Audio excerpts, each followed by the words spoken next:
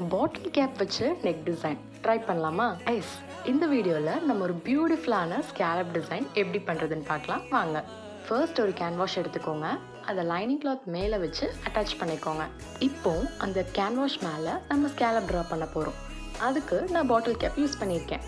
நீங்கள் பாட்டில் cab use பண்ணலாம், R இல்லாட்டி இதே ஷேப்பில் ஷீட் கட் பண்ணி அதையும் யூஸ் பண்ணலாம். பட் எல்லா ஷேப்புமே ஈவனாக இருக்கணும், அப்போ தான் ஸ்கேலப் ரொம்ப அழகாக தெரியும்.